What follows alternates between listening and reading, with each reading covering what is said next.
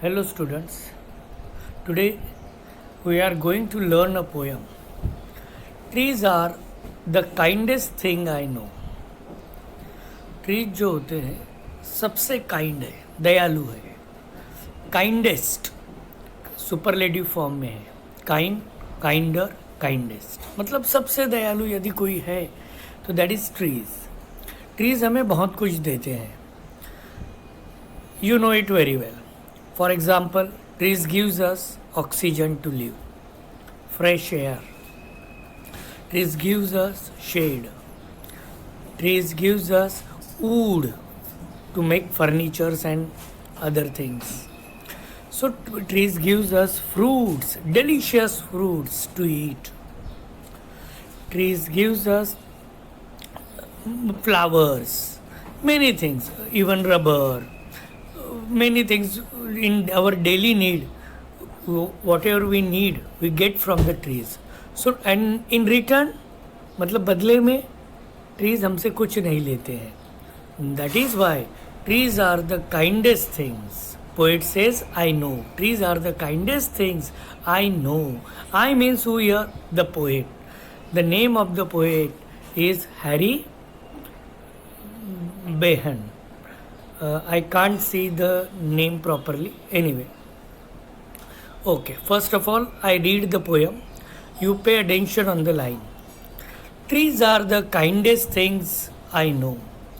They do not harm, they simply grow and spread a shade for sleepy cow and gather birds among their boughs. They give us fruit in leaves above and wood to make our houses of, and leaves to burn on Halloween, and in the spring new birds of green. They are the first when days begun to touch the beams of morning sun. They are the last to hold the light when evening changes into night, and when a moon floats on the sky they hum a drowsy lullaby of sleepy children long ago. Trees are the kindest things I know. So it's very easy, simple poem. Let's see line by line. So poet says trees are the kindest things I know. Poet कह रहा है कि सबसे इस दुनिया में कोई दयालु होगा, काइंडेस्ट होगा, सुपरलेटिव फॉर्म में, that is trees. They do not harm, they simply go. And why he says so? क्यों ऐसा पोइट कह रहा है कि ट्रीज काइंडेस्ट है? Because trees do not harm, किसी को तकलीफ नहीं पहुंचाते हैं. ट्रीज जो है वो किसी को तकलीफ नहीं, harm, they are not harmful. So they do not harm, they simply grow. Trees क्या करते हैं? सिंपली वो बड़े होते जाते हैं, ग्रो होते जा रहे हैं. They spread a shade for sleepy cows. The first use of the trees, क्या हमें वो देते? तो very first thing they give a shade, even shade for the sleepy cows. Cow कैसे स्लीपी है? जब वो काउज थक जाते हैं गाँव में तो पेड़ के नीचे जाके बैठ जाते हैं जहाँ पे शेड है. सो sleepy cow, sleepy is an describing word here. Sleepy is adjective here used for cows. Cows के लिए adjective या तो उसी को हम describing words कहते हैं. Sleepy is used. So trees gives a shade first of all. Shade, spread a shade for sleepy cows and gather birds among their boughs. Boughs is a old English word, ये पुराना English शब्द है. Modern English में हम कहते हैं branches. Boughs means branches, डालिया, पेड़ की डालिया.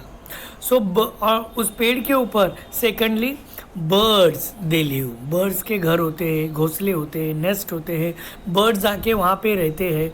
सो birds gathered among their boughs means on branches. So trees help animals and birds also. Not trees do not help only human beings, but trees also help animals and birds. They give us fruits in leaves above, and very first thing fruit trees gives us, that is fruits, delicious fruits हमको देते हैं, जैसे कि mango, apple, many are there. So we get fruits, nutritious fruits, आरोग्यदायी खाना हमको पेड़ से मिलता है, ट्रीज से मिलता है. And wood to make our houses of, और घर बनाने के लिए, पहले तो घर लकड़ी के ही हुआ करते थे, आजकल हम सीमेंट का यूज़ कर रहे हैं, लेकिन आज भी घर में जो फर्नीचर है, डोअर्स है, विंडोज़ है, अदर फर्नीचर है, that we make of wood, वो हम वुड से ही बनाते हैं. So we get wood from the trees. Even the paper, जो आपके टेक्स्ट बुक के पेजेस है, नोटबुक के पेजेस है, वो भी वुड से ही तैयार होते हैं. And leaves to burn on Halloween, leaves पत्ते हम जलाते ठंडी में. ये Halloween it is a festival in European countries, western countries का ये फेस्टिवल है. जब भी ये लीव्स शेड गिरते हैं in the month of autumn, autumn के मंथ में, मतलब बिगिनिंग ऑफ विंटर, विंटर महीने में जब भी ये लीव्स नीचे गिरते हैं तब वो उसको जलाते हैं. एंड इन स्प्रिंग, दूसरा स्प्रिंग सीज़न है, जब गर्मी का सीज़न शुरू होता है in Europe, new birds of green, तब नए बर्ड्स उस पेड़ को आते हैं, नए बर्ड्स आते हैं, कलियाँ उसको आती है, नए फ्लावर्स आते हैं, नए लीव्स आते हैं, इस तरीके से. So which season is mention, वहाँ पे आएगा तो that is autumn. And second line में spring is there, name of the season है.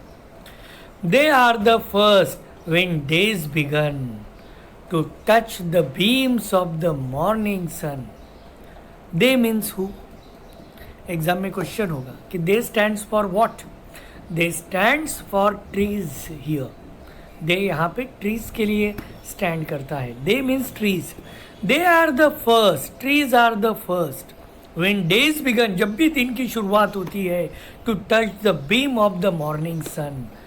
Beam, beam means rays of the sun, सूरज की किरणों को टच करने वाले सबसे पहले यदि कोई होता है तो दोज आर ट्रीज, ट्रीज होते हैं.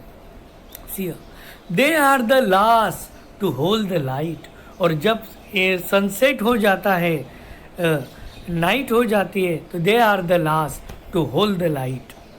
When evening changes into night, and when a moon floats on the sky at night, जब मून आकाश में फ्लोट करता है, फ्लोट्स, दे हम अ drowsy ललबाई.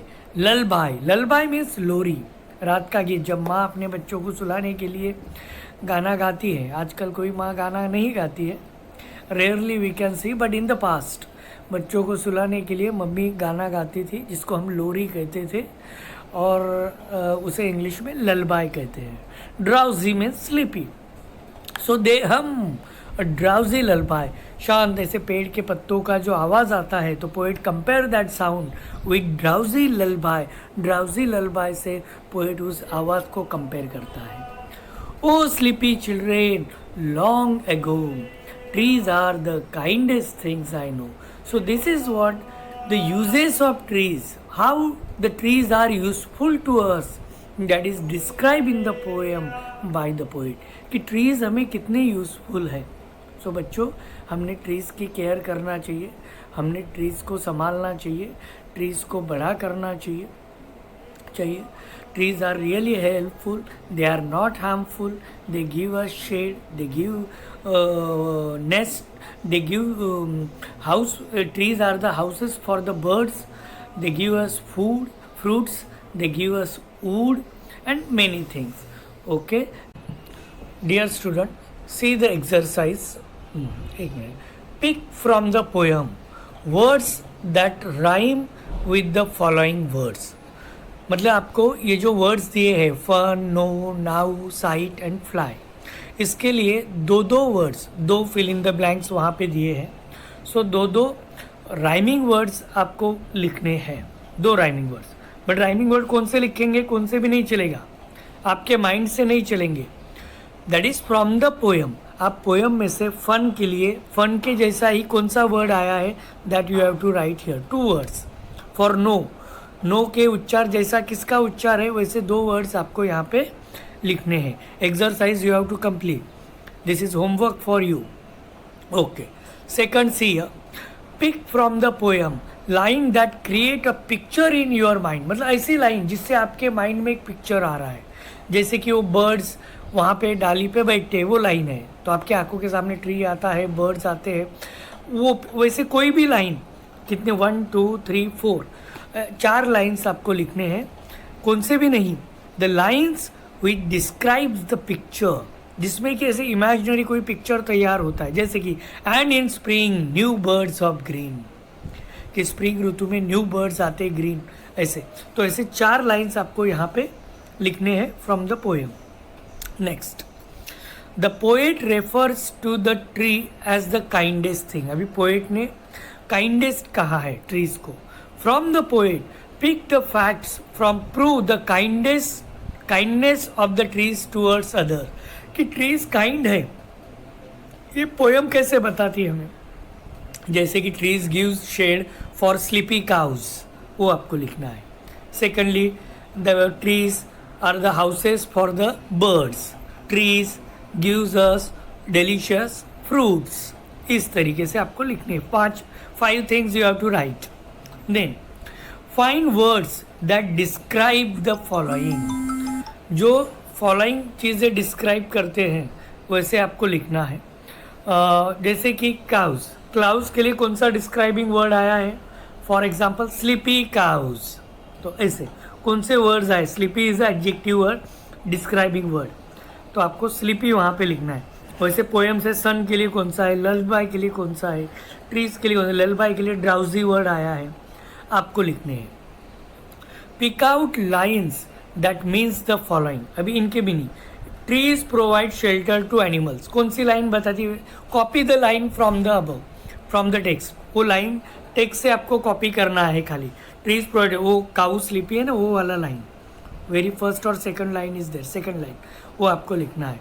Trees provide food for all, that is fruits वाला line आपको यहाँ पे कॉपी करना है। So write down this exercise in your notebook and after writing take a photo of it। पहले लिख लीजिए पूरे आंसर होमवर्क में, फिर उसका फ़ोटो लीजिए और फ़ोटो लेके फिर अपने ग्रुप में उसे डालिए।